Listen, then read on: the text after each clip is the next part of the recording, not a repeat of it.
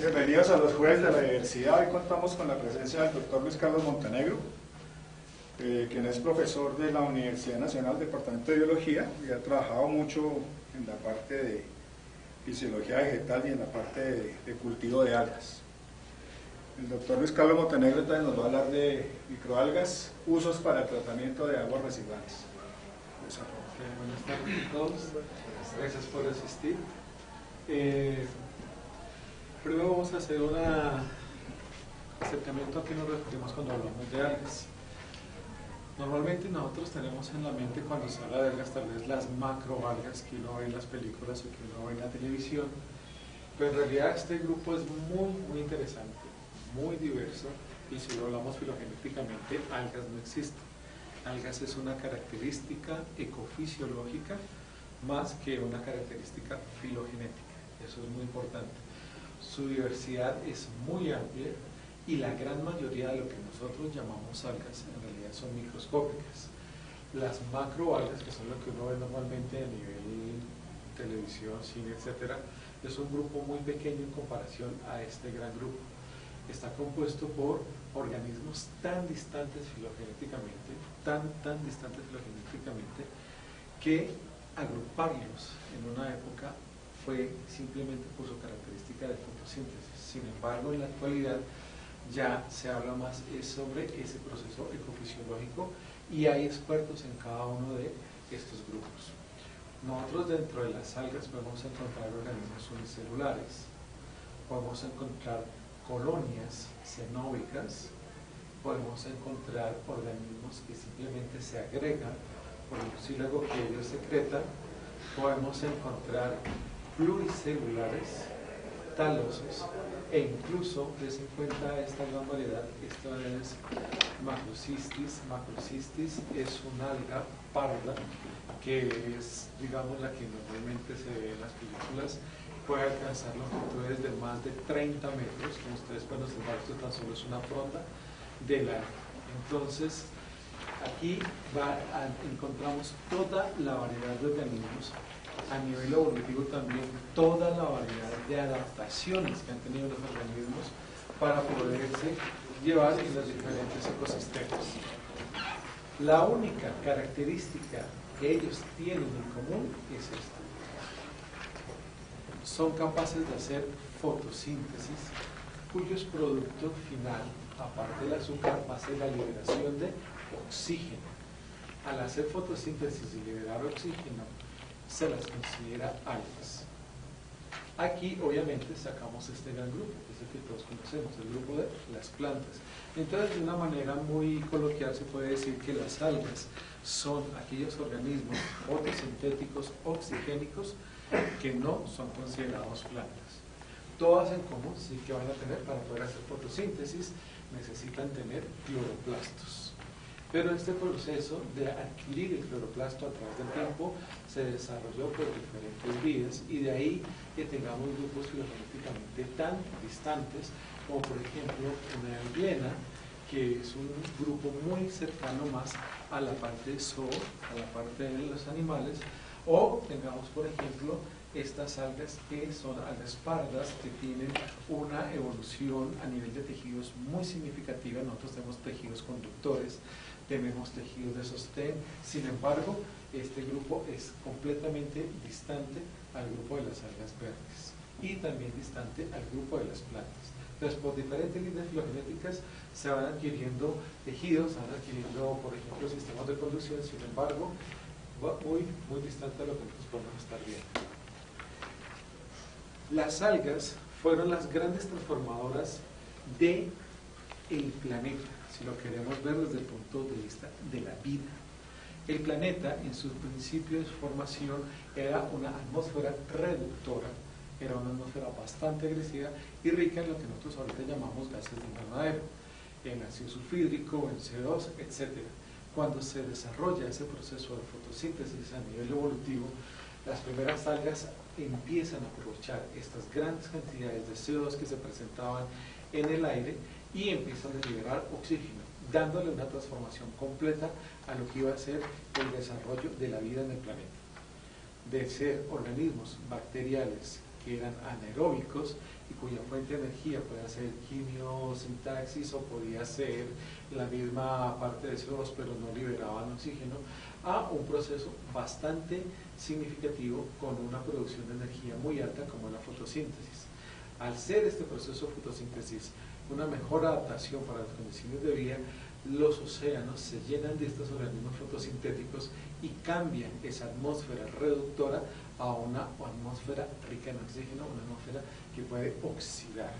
Y ahí es en donde se empiezan a desarrollar otros procesos metabólicos, como por ejemplo la que hacen los mitocondrias y la utilización de sustratos de carbono para poder ser oxidados y liberar energía con oxígeno. Entonces, gracias a las algas, la vida y el metabolismo que predomina en la vida actualmente en el planeta se desarrolló hace más de 3.500 millones de años. Hay dos grandes grupos de algas que nosotros vamos a conocer. El primero es el que se desarrolló hace 3.500 millones de años. Fueron los primeros seres fotosintéticos, que son bacterias. Bacterias que aprendieron a fotosintetizar, que lograron establecer este sistema y por lo tanto son seres procariotes, son seres todavía que no tienen membranas internas. La fotosíntesis se realiza gracias a un pigmento llamado clorofila, el cual se ubica en unas membranas internas tilacoidales, pero no en organelos en estos individuos, más o menos 3.500 millones de años. Y a ellas ya no se les llama algas, sino se les llama cianobacterias o cianoprocariotas, muy importantes a nivel de metabólicos secundarios, muy importantes a nivel de alimentación. Y dejamos el término de algas únicamente a los organismos de células eucariotas, o sea, células que ya en su interior podemos encontrar cloroplastos delimitados por una membrana celular, al igual pues como toda célula eucariota tienen núcleo para ello. ¿Por qué se habla últimamente mucho de las algas? Porque se les ha encontrado muchísimas utilidades, muchísimas aplicaciones para los seres humanos, para el ecosistema, para los animales, etc. Alguna muy famosa, como por ejemplo la clorela, es utilizada para alimentación, es utilizada como fórmulas magistrales en la obtención de metabolitos antioxidantes, es utilizada, como lo vamos a ver más adelante, para depuración de aguas contaminadas, es utilizada incluso a futuro, se espera que sea una de las grandes fuentes de biocombustibles por la producción de aceites que ella tiene. Otras que son marinas también, de grupos bastante separados, son isocrisis y nanocloropsis. Ambas son tal vez de las primeras algas que se cultivaron en Colombia, porque con ellas se alimenta a los camarones, más o menos en los años 70s y 80s en la costa caribe, que éramos muy buenos cultivando camarón antes de que llegara el virus de la mancha blanca. Y por lo tanto ya en esa época en Colombia ya existían grandes, pero grandes cultivos de estas microalgas, de estas dos especies, muy buenas en producción de ácidos tipos omega 3, por ejemplo. Y en la actualidad se utilizan mucho como complemento alimenticio, se venden en cápsulas, mucho más fácil que consumir el aceite de hígado de bacalao. Aquí tenemos una muy interesante, esta es de una liela salina. De una liela salina, cuando está estresada, produce grandes cantidades de beta-caroteno. Y el beta-caroteno es uno de los antioxidantes que ahorita en la industria farmacéutica y en la industria cosmetológica se utiliza en mucha cantidad. El beta-caroteno, como les digo, en este momento, como ahí dice, boom grande de los antioxidantes, más o menos desde el 2005 para acá, se descubrió que, bueno, se descubrió no, realmente lo que se está desaprovechando la parte comercial para poder utilizarlos en tratamiento antivejez, tratamiento de enfermedades degenerativas, etc. Este es el más poderoso de todos cuando nosotros hablamos de antioxidantes. Hematococcus, la especie que más utiliza es Hematococcus brownie, y él tiene la misma capacidad de una liela, pero no me produce beta-caroteno, sino me produce astaxantina. La astaxantina es conocida hasta el momento como el antioxidante más poderoso producido por la naturaleza y afortunadamente no ha sido posible sintetizarlo en su versión natural, no ha sido posible sintetizarlo en laboratorios. La astaxantina que se hace sintética en laboratorios no tiene la misma capacidad antioxidante. Este se ha convertido tal vez en el producto de mayor comercio a nivel mundial cuando se habla de productos biotecnológicos a partir de las algas. Y pues ya lo venden encapsulado, simplemente se consume directamente en las algas. La historia de la santina es muy interesante porque ellas inicialmente eran las que se les daba de comer al salmón para darle esta tonalidad rojiza.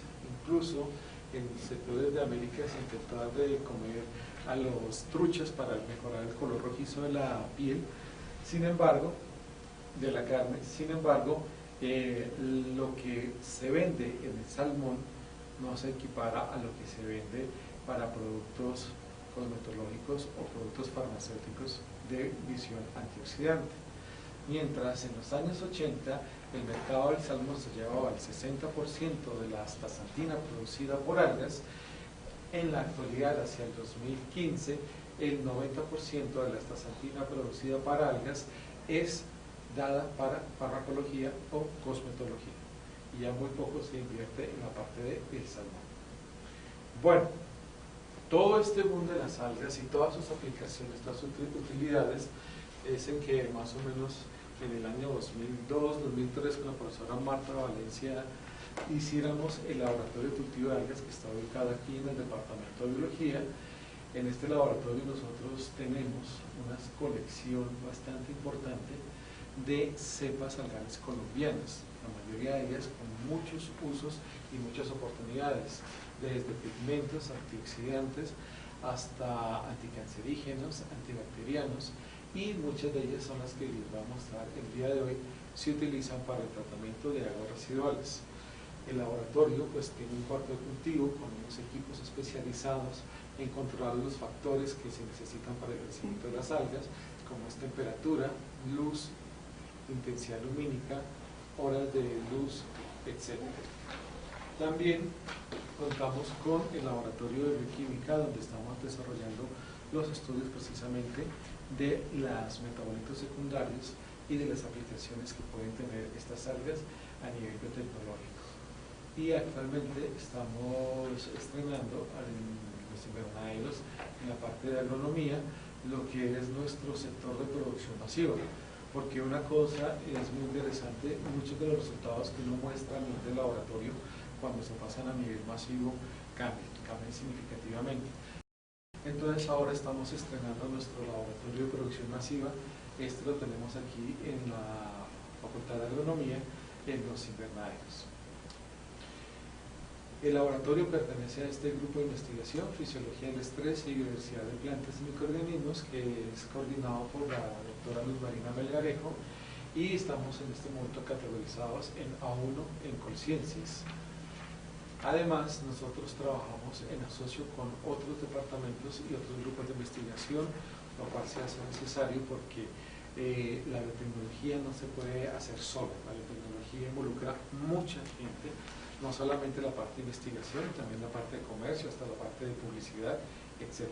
Todo eso está relacionado, y por eso estamos trabajando con varios grupos. Estamos trabajando con el Centro de Investigaciones Marinas de la Universidad de Porto, en Portugal, con quien estamos haciendo todo lo relacionado con metabolitos anticancerígenos y metabolitos de ficotoxinas, con el grupo de Ingeniería Química, de Procesos Químicos y Bioquímicos del Departamento de Ingeniería Química aquí en la Universidad Nacional, dirigido por el profesor Rubén Darío Godoy.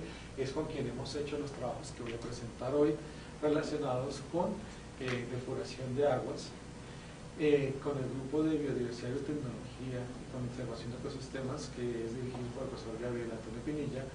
Vamos a mostrarles lo que es los trabajos a nivel ambiental y un inicio a la depuración de aguas, que es el biomonitoreo precisamente de fuentes de aguas.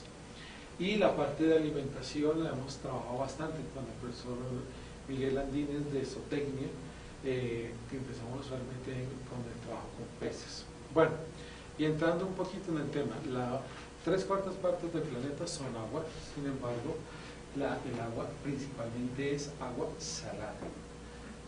Lo que nosotros tenemos como agua dulce disponible para ser usado por el ser humano abarca un 2.5%. Sin embargo, de este 2.5% de agua dulce se utiliza una cantidad muy pequeña. Esto está distribuido en su gran mayoría en lo que tiene que ver con agua congelada en los glaciares de los polos norte y sur, agua subterránea, agua asociada a los suelos, y nos queda tan solo un 1% de agua dulce del planeta para consumo directo del ser humano. ¿Esto qué nos involucra? Que este será siempre siendo el factor que predomine para ver dónde se desarrolla una civilización, dónde se cae una civilización, siempre va a ser el primer factor. No es el oro, no es el petróleo, así la gente nos tenga convencidos de eso, siempre va a ser el agua. Sin embargo, con el aumento poblacional, el agua se está volviendo cada vez un recurso más escaso debido a la constante contaminación que nosotros estamos desarrollando en los ecosistemas. Esa contaminación se ha calculado aproximadamente entre 800 millones de metros cúbicos de aguas residuales, basura, materia inorgánica, químicos que se están arrojando a los cuerpos, y esto ya supera considerablemente los procesos que un mismo ecosistema puede desarrollar para hacer una autodepuración. No solamente en lo que tiene que ver con materia orgánica y lo que tiene que ver con basuras. Lo que nosotros estamos arrojando a los sistemas acuáticos en relación con procesos químicos y por lo tanto metales pesados es asombroso. Van a ver los valores de los trabajos que nosotros estamos desarrollando, en los cuales se ve cómo la utilización de algunos de estos metales pesados en Colombia va por las nubes en relación a la legislación que eso se está presentando. Y recuerden algo muy interesante, esto no se destruye, los metales pesados permanecen en el ecosistema, y la única manera de poder trabajar para la depuración de metales pesados es por procesos de quilación o procesos de captura y manejo de los mismos. Esto es una de las problemáticas más grandes de países industrializados, pero nosotros en Colombia estamos teniendo ya, ustedes han visto los reportes que hay sobre mercurio en feces. Entonces, eso es importante que lo tengamos en cuenta. Hay otro proceso interesante en la parte de la contaminación de aguas, que es lo que nosotros llamamos eutrofización. La eutrofización consiste, hay varios índices de eutrofización, realmente si uno lo quiere mirar en tecnología. Algunos lo manejan con relación a la demanda biológica de oxígeno, mientras que otros lo manejan directamente con la concentración de nitratos y nitritos, fosfatos en el agua. En realidad, cuando yo hablo de eutrofización, ¿de qué hablo? Hablo de disponibilidad de materia orgánica o de componentes que me puedan facilitar la formación de materia orgánica. En ese caso puedo hablar de aguas residuales, por ejemplo, de lo que tiene que ver con baños, de lo que tiene que ver con cocinas, típicas aguas residuales de pueblos pequeños, pero también las aguas residuales procedentes de cercanías de cultivos, en donde cuando se abona, toda esta cantidad de nitratos, de nitritos, de abono, de pK, todo se va al agua. ¿Y qué es lo que me hace ese nivel de contaminación? Aumentarme en manera considerable los componentes algales. Y aquí nosotros ya no tenemos algas amigas, sino lo que tenemos son algas que nos están aumentando la materia orgánica, por lo tanto, la cantidad de demanda de oxígeno, y esto es uno de los principales problemas que en Colombia estamos teniendo en la costa caribe. Eso que les muestran a ustedes en los noticieros de que de repente, por azares de la vida, amanecen gran cantidad de peces muertos, no es más que un problema de eutrofización. Cuando existe una alta demanda de oxígeno, también causada por las mismas algas en la noche, se baja la concentración de oxígeno en el agua y eso mata a los peces. Tenemos otro factor interesante, y es que algunas de estas algas liberan toxinas que son muy peligrosas y que generan también la muerte de los peces. Esta es la realidad de lo que pasa cada vez que ustedes ven en el noticiero de por qué está esa mortandad de peces. No lo quieren decir, no lo hablan claramente, dicen que posiblemente hubo un problema de oxígeno. Sí, hubo un problema de oxígeno, pero ¿qué causó ese problema de oxígeno? Es esto, niveles de contaminación. Bueno, entonces en el laboratorio nosotros empezamos a trabajar con el diseño de herramientas y propuestas inicialmente para hacer una mejor utilización de las algas en el biomonitoreo de estos cuerpos de agua. Una de las primeras herramientas con las que nosotros hemos querido involucrarnos es la fluorescencia de la clorofila. La fluorescencia de la clorofila es la radiación que da un fotosistema, en este caso fotosistema 2, cuando no se utiliza esa energía para hacer fotosíntesis. Cuando un fotón golpea un centro de reacción en un fotosistema 2, este centro de reacción tiene muchas opciones. Si está abierto, esa energía es capturada y transformada a través del proceso de transporte de electrones, el proceso de fotosíntesis normal que todos conocemos, y convertida en energía química. Pero ¿qué sucede si ese fotosistema no nos está funcionando? Esa energía que golpeó ese centro de reacción es liberada nuevamente al medio. Obviamente, como la ley de la termodinámica lo dice, no todo proceso es 100% efectivo. La energía que llega no va a ser igual a la energía que se libera, porque parte se pierde en calor. Esa energía que se libera en esos casos es lo que nosotros llamamos fluorescencia de la clorofila. La fluorescencia de la clorofila es una de las herramientas más valiosas cuando yo trabajo con plantas, y en la actualidad se está haciendo también para las algas, porque son organismos fotosintéticos. ¿Por qué? Porque ellas me indican más rápidamente un nivel de estrés, un nivel de agotamiento por parte de estos organismos fotosintéticos. Antes de que yo vea una disminución en la población, antes de que yo vea una pérdida en biomasa, lo puedo ver instantáneamente viendo si la fotosíntesis está o no está funcionando, y para eso se utiliza la fluorescencia. Esta es una de las muchas variables de fluorescencia que se tiene, que se llama la eficiencia cuántica del fotosistema 2, el famosísimo FB sobre FM. Ustedes lo van a encontrar en muchísimos artículos, y tiene un valor promedio entre 0.6 y 0.7 esta variable para un fotosistema en estado óptimo. Miren aquí en este ejercicio en el cual empezamos a trabajar con algas. Esta es SN-Desmus, es una clorococal, en la cual la pusimos en diferentes medios de nutrición. Un medio deficiente en nitrógeno, un medio deficiente en fósforo, un medio deficiente en nitrógeno y fósforo, y un medio control, que es el que ustedes ven de color azul, en donde el medio es correcto.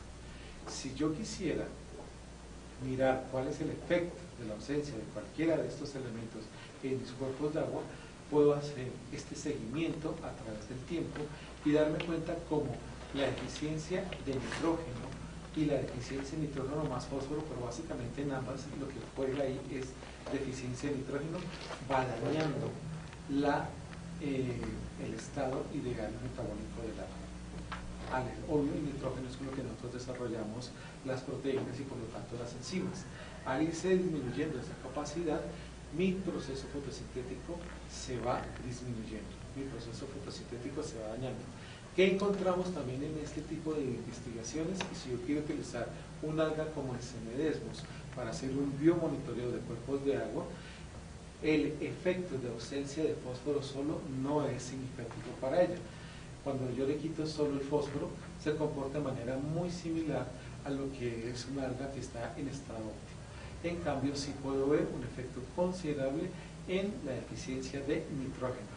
Algunos ecosistemas se nos mueren, algunas aguas se nos mueren, no solamente por el hecho de que puede hacer que estemos agregando algo, no, sino también porque están perdiendo. En ocasiones tenemos aguas en las cuales la presencia de algas es baja y por lo tanto la presencia de otros organismos es baja. Al irse muriendo esos ecosistemas, uno puede encontrar cosas tan significativas como que el hecho es ausencia de algunos elementos importantes para su desarrollo. Esto lo mido directamente midiendo la fluorescencia de la clorofila. Más adelante les muestro un poco lo que es el equipo. Otra de las técnicas que nosotros hemos estado estandarizando es la inmovilización. La inmovilización en unos geles, puede ser agar, puede ser alginato. Estos geles se han utilizado hace bastante tiempo para inmovilizar bacterias, que se trabajan, por ejemplo, en la agricultura para inmovilizar hongos, y por qué no hacerlo también en la parte de inmovilización de algas. ¿Cuál es la ventaja? Que si nosotros miramos esto acá, el alga está disuelta en el agua, el alga está ahí, pero yo no la puedo manipular fácilmente. Si yo puedo manipular este concepto, y más bien tengo yo esferas que puedo recoger, poner, quitar, agregar, etcétera, me queda mucho más fácil. Entonces nosotros en estas esferas hacemos el universo para que dentro de ellas crezcan las algas. Estas esferas que nosotros trabajamos en esta ocasión, tanto para SN-Desmus como para clorela, las hicimos en alginato de calcio. Es una forma de agar, de gelatina, que se utiliza mucho. El alginato es con lo que se espesan los helados, por ejemplo. Esa es parte del componente de los helados. Ustedes han visto los que sufren de gastritis, estos que packs, etcétera, que se tienen para favorecer. Una de las cosas que recubre la mucosa es el alginato, que tiene, eso es un agar bastante interesante y de por sí viene de un alga macro que produce a nivel marino. Y bueno, nosotros hacemos las esferas, dentro de ellas sembramos las algas, dejamos que crezcan y ya podemos utilizar estas esferas en procesos de lo que ustedes deseen. Hemos trabajado en captura de metales pesados, hemos trabajado en biomonitoreo, hemos trabajado incluso, esto se puede comer, en algunos lugares de Dubái lo venden como caviar de algas. Entonces es bastante interesante. En este artículo, los que les llama la atención encuentran paso a paso cómo se hacen las cápsulas, porque en la mayoría de los artículos en que se habla de encapsulamiento de algas simplemente son 2 párrafos en donde dice utilizamos alginato al 1% en una mezcla 1:1 con las algas. Si quieren hacer alginato en cápsulas, tenemos este artículo que es de la metodología. Bueno, y básicamente, ¿qué nos dice el artículo? Que trabajamos con alginato al 4%, hacemos una mezcla 1:1 con la solución de algas. Las esferas aproximadamente nos están teniendo un tamaño de 0.04 a 0.01 mililitros, que es el volumen que nosotros estaríamos trabajando ahí, y bueno, con ellas podemos hacer una cantidad de ejercicios como los que vamos a ver a continuación. Una vez que nosotros hicimos esa anodización de las esferas, esto fue una idea del profesor Gabriel Pinilla. Él nos decía, ¿por qué no nos inventamos? Las algas son excelentes sensores, siempre las algas han sido unos excelentes bioindicadores. Yo tengo algas para poder indicar presencia de aguas contaminadas, tengo presencia de las cianobacterias, tengo algas que me pueden indicar aguas de excelente calidad de nutrientes, como pueden ser las clorofocales. Tengo algas que me pueden hablar de aguas bastante oligotróficas, o sea, aguas que sirven para el acueducto, como son diatomeas. Tengo algas que me van a hacer una bioindicación, y los que trabajan en limnología saben que marcadores con algas es muy importante. Incluso en Europa, y ya se trajo a Colombia, se está tratando de implementar, existe el índice de diatomeas. Con el índice de diatomeas se le hace el seguimiento a la calidad de agua en fuentes como ríos. Pero el profesor Pinilla dice, bueno, lo que pasa es que en limnología nosotros vamos a las fuentes de agua, tomamos muestras cada temporada, hacemos conteos, hacemos taxonomía y de ahí aplicamos los índices y determinamos qué tal es la calidad del agua. Sin embargo, ¿qué tal si nos inventamos más bien algo contrario? Un sensor que vamos y lo ponemos allá y que el sensor me vaya midiendo y me vaya diciendo la calidad del agua. Esa idea fue bastante interesante, nos lanzamos con esa idea en Colciencias y desarrollamos varios trabajos en donde lo que hicimos fue encapsular, con base en esta metodología que habíamos hecho anteriormente, encapsular algas y llevar esas cápsulas a diferentes ecosistemas acuáticos con diferente nivel de atrofia y determinar si me servían o no de sensor. La primera fase la hicimos en laboratorio, la hizo Ivette Delgadillo, que fue estudiante de maestría de biología aquí en la universidad, en donde utilizamos aguas sintéticas. Hicimos 3 tipos de aguas básicamente, aguas que tenían una baja concentración de nutrientes, que es lo que nosotros llamamos aguas oligotróficas, aguas con una mediana concentración de nutrientes, aguas mesotróficas, aguas muy cargadas de nutrientes, aguas eutróficas. Entonces empezamos a mirar si las esferas lograban resistir ese tipo de aguas. Y afortunadamente a los niveles que trabajamos en laboratorio, las esferas lograron sobrevivir hasta que las poblaciones de algas estuvieran en su máximo de crecimiento. Otra de las cosas que Ivette hizo fue medir la fluorescencia de la clorofila y si este iba a ser una herramienta. Ya lo habíamos visto antes en lo que tenía que ver con ausencia o deficiencia de algún tipo de nutriente. ¿Cómo me puede servir la fluorescencia de la clorofila para poder medir si existe o no un nivel de estrés que yo lo detecte en mi sensor en los ecosistemas acuáticos directamente?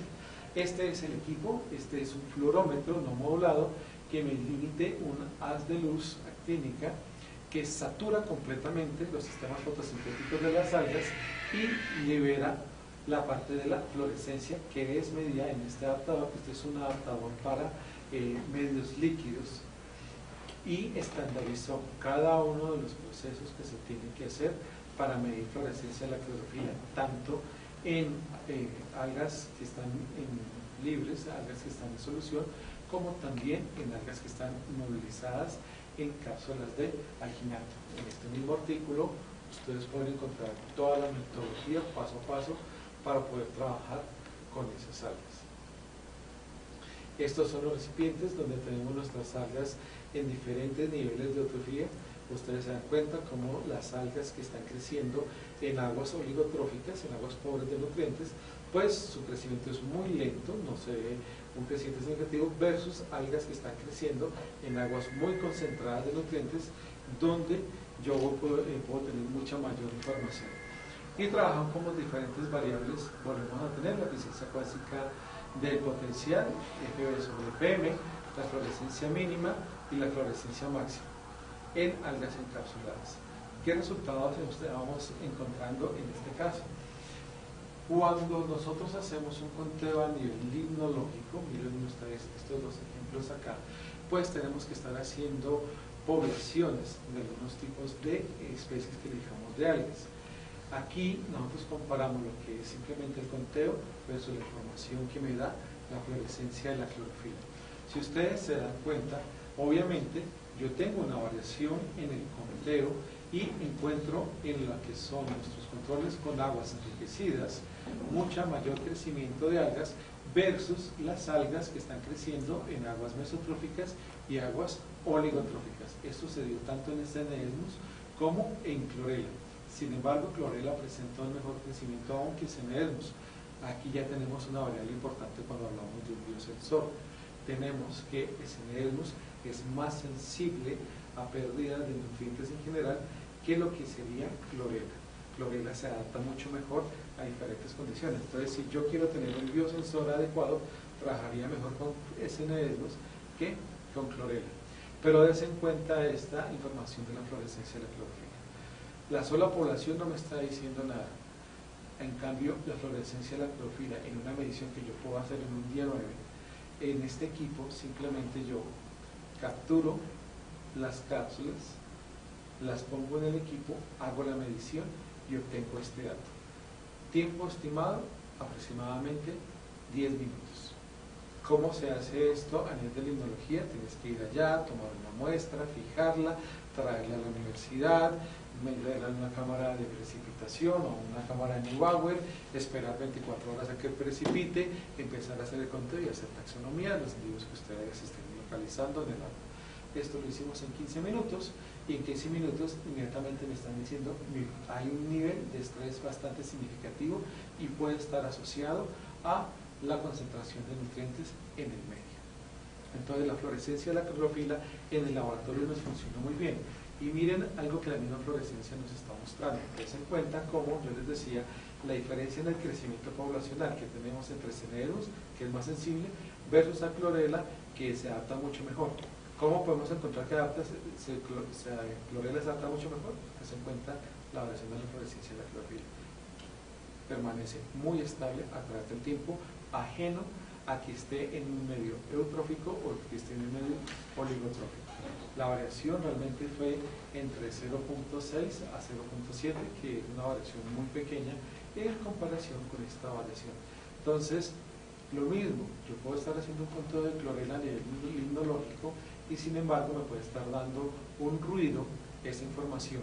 Si lo asocio con la fluorescencia de la clorofila, tengo un dato más exacto y mi biosensor está siendo mucho más efectivo. Bueno, aquí tenemos las conclusiones de ese trabajo en donde se establecieron los parámetros que se tienen que tener en cuenta para utilizar la fluorescencia de la clorofila en estos biosensores. Lo hicimos en el laboratorio, comparamos diferentes tipos de aguas y ahora nos vamos a campo, porque el ideal era entonces mirar si este biosensor me va a servir para determinar la calidad del agua que nosotros estamos trabajando, y sacamos este otro trabajo. Este trabajo está enmarcado dentro del proyecto de Colciencias, en donde fue desarrollado por el estudiante de maestría de biología Alfonso Pineda, y nos fuimos a comparar 3 sistemas y aquí encontramos cosas bastante interesantes. Comparamos un sistema completamente oligotrófico, que es el lago San Rafael, el embalse San Rafael, donde está el agua que se toma, un sistema mesotrófico que fue Santa María del Lago, y elegimos un sistema eutrofizado bastante fuerte, es una humedad que queda en Soacha, y aquí encontramos algo muy interesante: las cápsulas se nos deshicieron.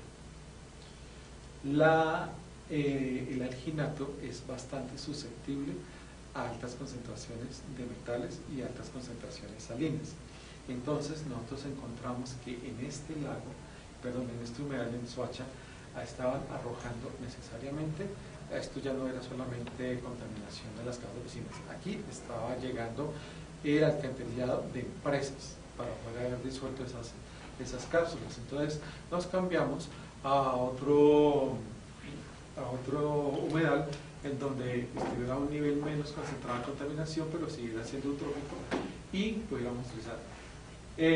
Alfonso diseñó este sistema para poder trabajar las cápsulas. No las podemos soltar al agua porque pues, no hacemos nada, se nos pierde y van a quedar por fuera de la luz de la columna donde penetra principalmente la luz. Entonces se diseñó un sistema de flotación y las cápsulas las puso en una red en el cual puede haber intercambio fácil de agua, o sea, en contacto con las cápsulas va a estar el agua del medio, que es lo que queremos nosotros biomonitorear, y no facilite la entrada de consumidores que pueden ser desde insectos hasta pequeños peces que se nos coman las algas, porque esto les fascina, a ellos les sabe esto delicioso.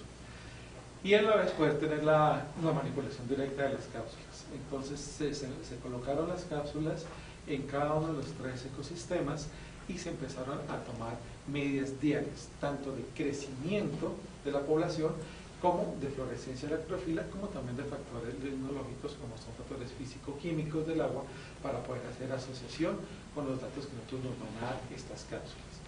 Se encontró al final algo interesante: el crecimiento de la población sí es un factor muy significativo ya a nivel de campo, más que la fluorescencia de la clorofila. Y esto en medida a que el factor de luz, dependiendo de qué tanto estuvo la luz del sol o qué tanto me bajó la temperatura, me va a variar mucho la fluorescencia de la clorofila en relación a lo que nosotros habíamos hecho en laboratorio.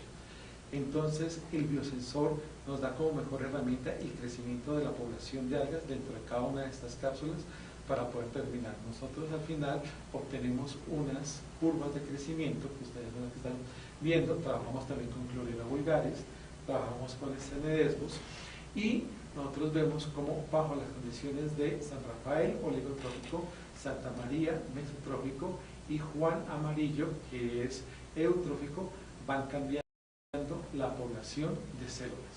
Aquí es algo muy interesante, darse cuenta cómo, a pesar de ser un sistema eutrofizado, limita mucho el crecimiento de las especies, siendo que aquí hay nutrientes, porque estas especies no crecen bastante. Sencillo, aquí nosotros tenemos metales pesados, tenemos sustancias tóxicas, vertimiento de químicos que evitan el crecimiento de las especies. Aquí nosotros tenemos los controles nosotros los hicimos no en mallas, sino en bolsas plásticas con un medio de crecimiento algal ideal. Lo mismo vamos a encontrar en San Rafael, un mejor crecimiento que siendo San Rafael oligotrófico, tenemos mucho mejor crecimiento que en un sistema eutrófico. En un sistema eutrófico no hay mucho nutriente. Cuando nosotros encontramos esto, le decimos a la gente de San Rafael, des en cuenta que a ustedes en el agua que tienen para dar a Bogotá, les está llegando agua de cultivos, porque esa agua no tenía por qué crecer las algas, y aquí tenemos un bioindicador que me está mostrando un crecimiento significativo. Ahí está llegando agua de cultivos, o sea, de escorrentía o alguna quebrada que esté llegando a San Rafael, en la cual está llegando lo que sobra de los cultivos y la parte de abonos. Entonces, es significativo. Santa María del Lago no presentó un crecimiento interesante, es un sistema que realmente lo tienen muy bien controlado, en donde es un humedal, pero no lo han dejado contaminar tan fácilmente como vemos aquí la caída de población en el Juan Amarillo. Entonces, aquí tenemos un biosensor. Aquí ya no estamos yendo a ver qué encontramos allá y qué haga me sirve, sino cojo mi equipo, pongo el sensor, diariamente hago una medición y voy mirando cómo fluctúa. A través del tiempo yo puedo mirar y lo encontramos. Hubo unas épocas del año en que en San Rafael este crecimiento poblacional fue muy bajo. Y ahí es en donde nosotros le decimos, mire, Si tenemos un crecimiento poblacional bajo, por ejemplo, a principios de enero, que es una época en la que se cosecha, versus agosto, cuando el crecimiento poblacional es muy alto, es porque nos está llegando nutrientes. Y esos nutrientes están haciendo eutrofización del agua que supuestamente es para consumo en Bogotá. Entonces, un biosensor para seguimiento y control de aguas. Bueno, fue el tiempo y no he empezado. Aquí tenemos un trabajo que se hizo con el profesor Rubén Darío Godoy de la Facultad de Ingeniería. Esto lo hizo un estudiante de la carrera de Ingeniería Química de la Universidad de las Américas. Trabajamos con aguas que salen de Conalcebos, que es una empresa que produce cebos, y vimos la capacidad. Las algas, yo les decía, no son plantas. Entonces las algas sí tienen todavía bastante en su proceso metabólico que lo relaciona con los organismos primitivos. ¿Eso qué hace? Que algunas veces fotosinteticen, pero otras veces consuman el material presente dentro de las aguas, en especial si es materia orgánica, como por ejemplo el caso de los cebos. Aquí podemos ver nosotros un tratamiento que hicimos, el agua como nos llega de Conalcebos, esto es directamente sin tratamiento hecho por ellos, y el proceso como se va mejorando, se va aclarando la calidad del agua, porque las algas consumen esa materia orgánica y empiezan a mejorar las condiciones del agua. Aquí tenemos nosotros dos tratamientos especiales que hicimos. Miramos el solo funcionamiento de las algas con el funcionamiento de las algas y en asocio con toda la microflora que está presente en el agua. Entonces, en otras palabras, trabajamos en aguas contaminadas que las esterilizamos versus aguas contaminadas que no se esterilizaron. Y aquí vimos los resultados. Da mucho mejor descenso, en la calidad. Por ejemplo, una de las medidas que nosotros tenemos para ver este efecto de materia orgánica es la demanda química de oxígeno o la demanda biológica de oxígeno. También son dos medidas muy interesantes para ver qué tan contaminada la materia orgánica puede estar con el agua. Vemos un descenso significativo en la demanda química de oxígeno a medida que pasa el tiempo y las algas van trabajando. Cuando trabajan las algas solas, esto es algas más bacterias más hongos. Cuando trabajan las algas solas, no es tan bajo el descenso de la demanda química de oxígeno. Entonces ahí vamos viendo que si vamos a hacer un trabajo de depuración de aguas, no solamente las algas deben ser el ingrediente que nosotros metemos, sino estos consorcios de algas, bacterias y hongos. Aquí tenemos una de las ventajas que tienen las algas, y es que a medida el agua está oscura, las algas no pueden fotosintetizar, se pasan a ser heterótrofas, empiezan a consumir esa materia orgánica. A medida las algas van limpiando la materia orgánica y la luz empieza a penetrar, el agua empieza a tener mayor posibilidad de que ellas crezcan por fotosíntesis, empieza a desarrollarse la fotosíntesis y empieza a haber la liberación de oxígeno. Miren ustedes aquí como en tratamientos en consorcio y solas, se encuentra como no importa, siempre va a haber aumento en la concentración de oxígeno. ¿Y cuáles son las ventajas que me tienen ese aumento de la concentración de oxígeno?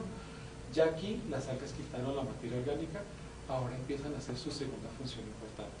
Al liberar oxígeno, las algas empiezan a mejorar pH, a hacer un pH un poco más neutro, porque las aguas contaminadas suelen ser, con materia orgánica suelen ser bastante ácidas, empiezan a obtener un pH un poquito más neutro, y aquí vemos también la disminución que tuvo en el porcentaje de grasas. Aquí tenemos los efectos de manejar diferentes concentraciones de materia orgánica, como cuando el agua está completamente café, el agua no deja entrar la luz, versus aguas que ya están completamente limpiadas. ¿Cuáles son las ventajas de esta liberación de oxígeno y de este tipo de trabajos? 1. Reduce la cantidad de materia orgánica. 2.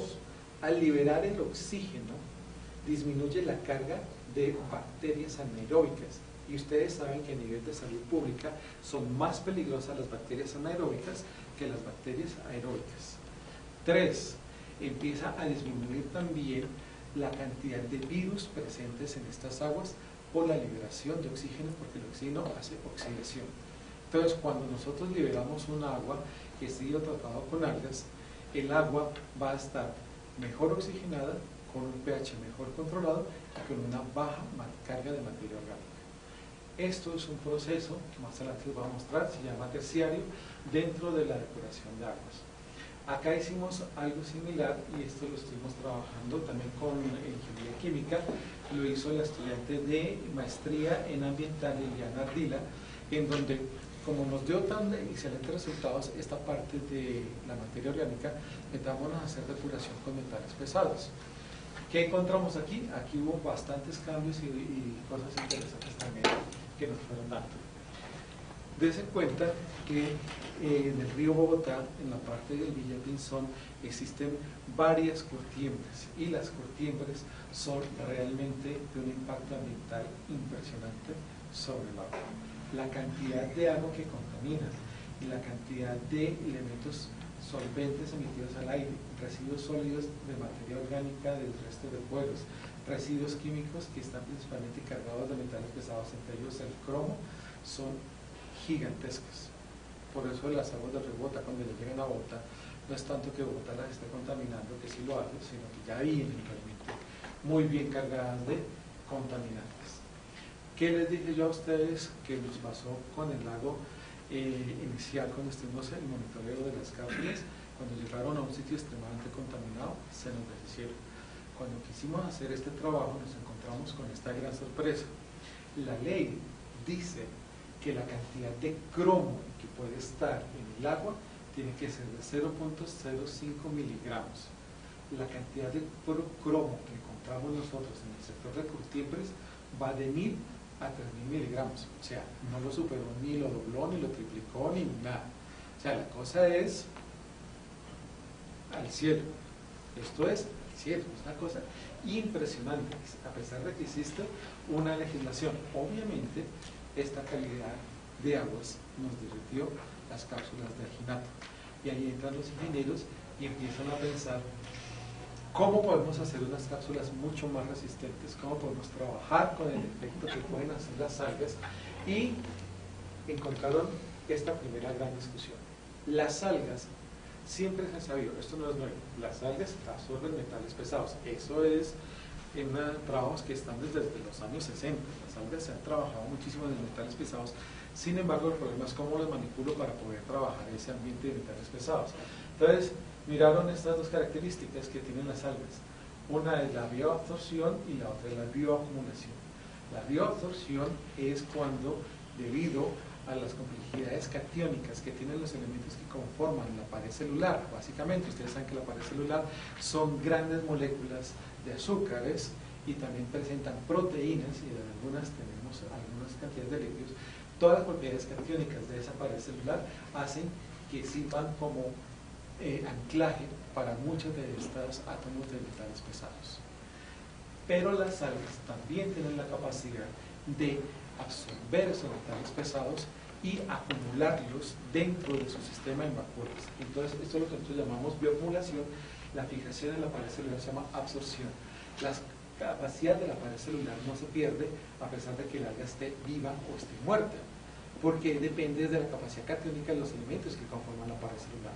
En cambio, la acumulación, como es un fenómeno metabólico, necesariamente el alga tiene que estar viva. Y esto que nos conlleva a que yo pueda utilizar algas muertas para poder hacer absorción de metales pesados. Y si puedo utilizar algas muertas, probemos otros elementos para poder hacer la manipulación de las mismas. Entonces cambiamos el alginato por un alcohol polivinílico. Esto es básicamente un plástico de lo que hacen, por ejemplo, los tubos de PVC, etc. Este es alcohol polivinílico. Hicimos todas las pruebas de resistencia, de solidez del alcohol polivinílico. Los encapsulamos con las algas. Estas son las fotografías del microscopio electrónico, en donde miramos, este es un acercamiento cada vez mayor de este sector. Aquí ya vemos las algas. El alcohol polivinílico se conforma igual que el alginato, forma una matriz no sólida perfecta, sino es una matriz que presenta una serie de porosidades, que es básico, por ejemplo, que el agua entre a la cápsula y salga también. Y en esas porosidades se nos ubican nuestras famosas algas. Y así nos lanzamos a hacer unas cápsulas bastante enriquecidas. Aquí nosotros ya no vamos a tener medición de crecimiento, porque no me interesa que crezca, me interesa es que esta cápsula esté saturada de algas y que yo las pueda colocar en un medio cargado de cromo y ver qué efectos tiene. Una de las cosas que vimos es que la variación del pH obviamente varía la absorción de cromo, y recuerde que el cromo está jugando entre cromo 3 y cromo 6. El hexavalente es el que es altamente tóxico, cancerígeno, porque se absorbe fácilmente por las membranas celulares, mientras que el tetravalente es un ion bastante agresivo, pero no pasa fácilmente en la membrana. Se necesita gastar energía para meter un ion cromo trivalente, mientras el hexavalente entra muy fácilmente. ¿Qué encontramos nosotros? Que las algas podían, en este alcohol poliolínico encapsuladas, absorber el cromo.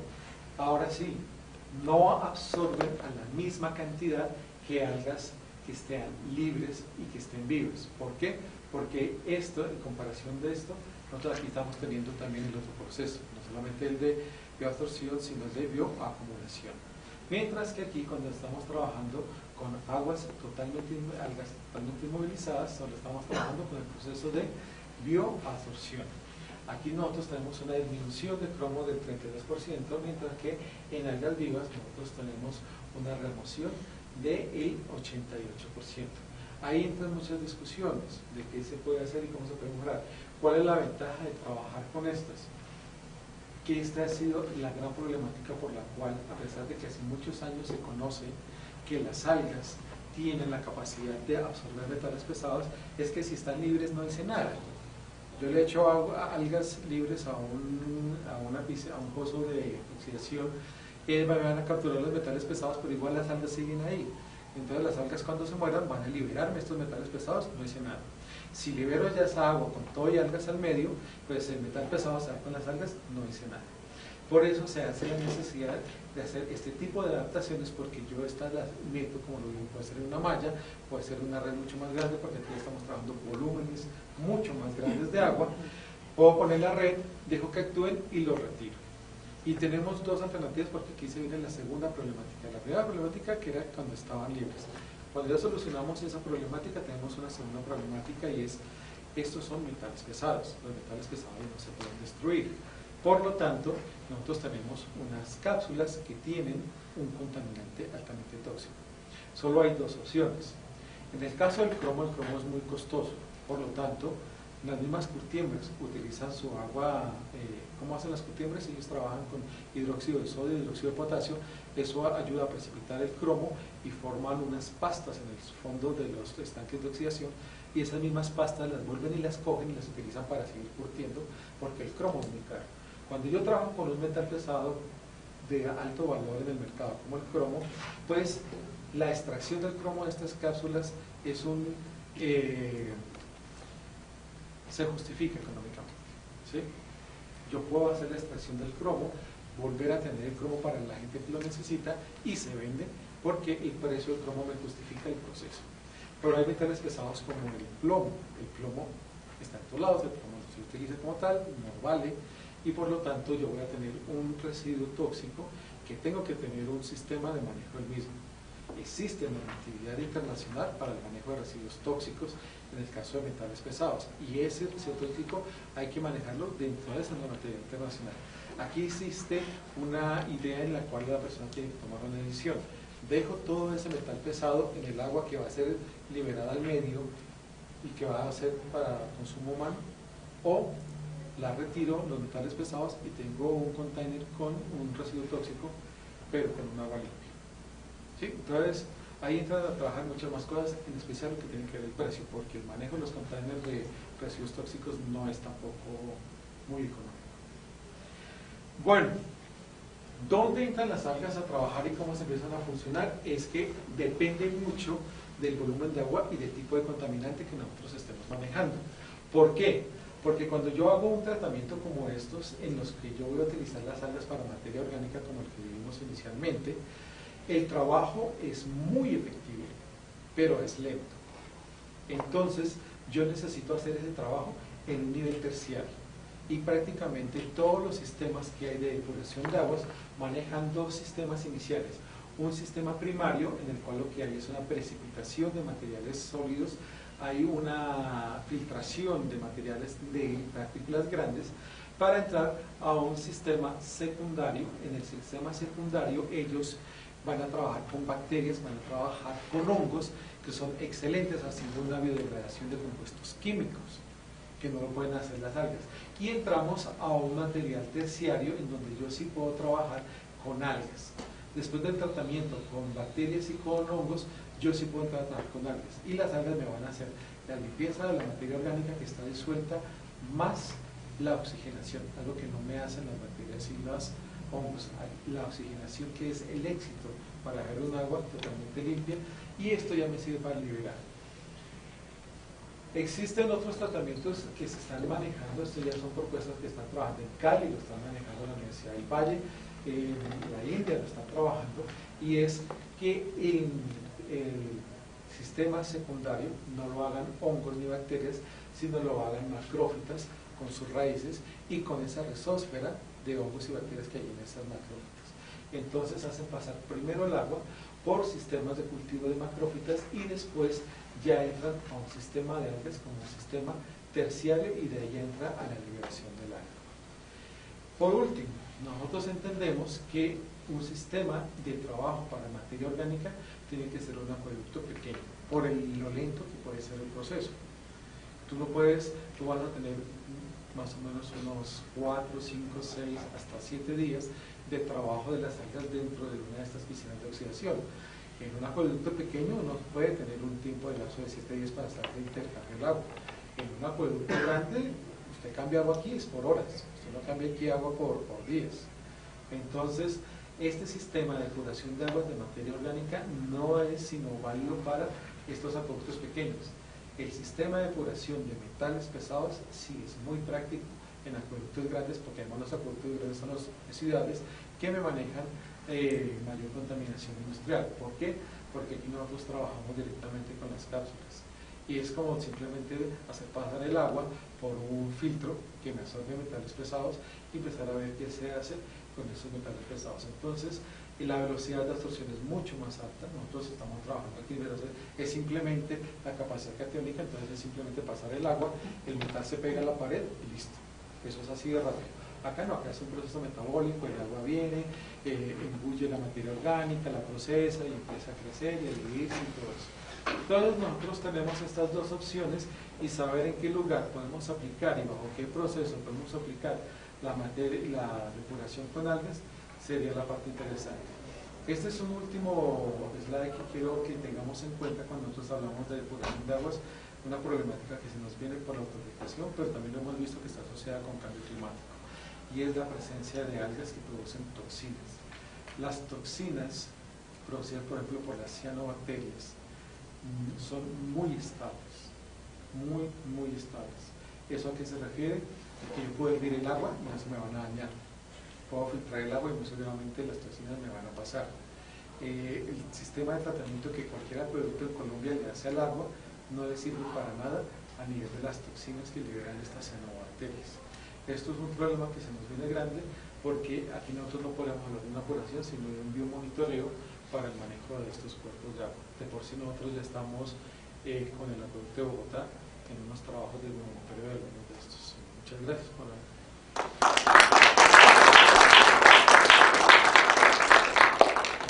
¿Preguntas? ¿No? ¿Todo muy claro? Curiosidades, preguntas. Profe, con respecto a la última diapositiva que usted pasó de las bacterias con los contaminantes, ¿no hay forma de que las algas que ustedes manejan puedan cogerlas o capturarlas? No, es que de por sí estas son algas también. Entonces, si ellas tienen un crecimiento así excesivo, hay por dos factores. O aquí se está liberando materia, básicamente más de cultivos. O sea, nitrógeno listo para ser absorbido, fósforo listo para... Esto es lo que me causa esto.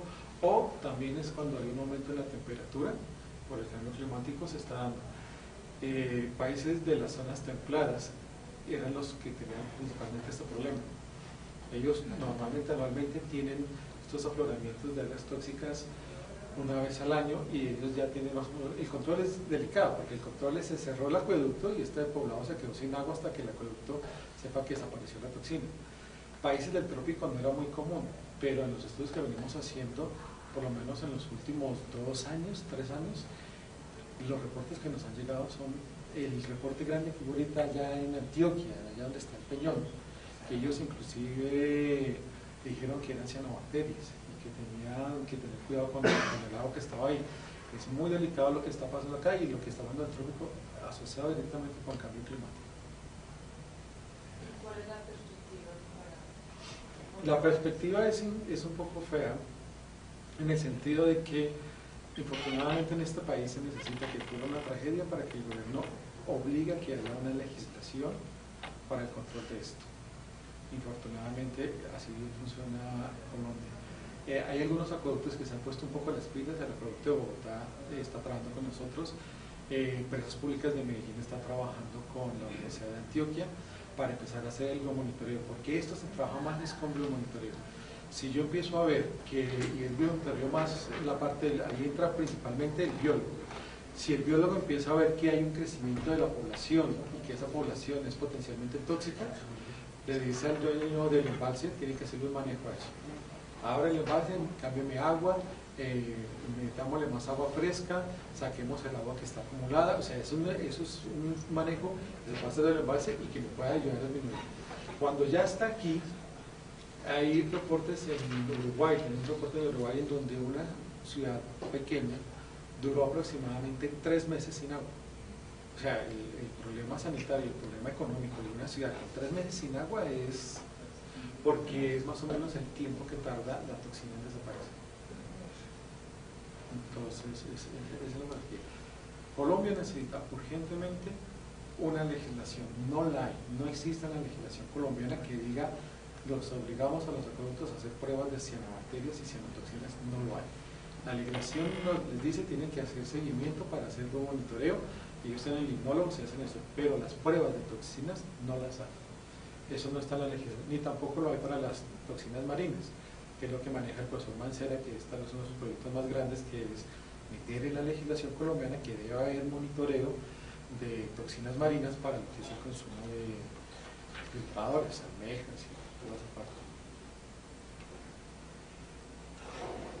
Yo tenía una pregunta,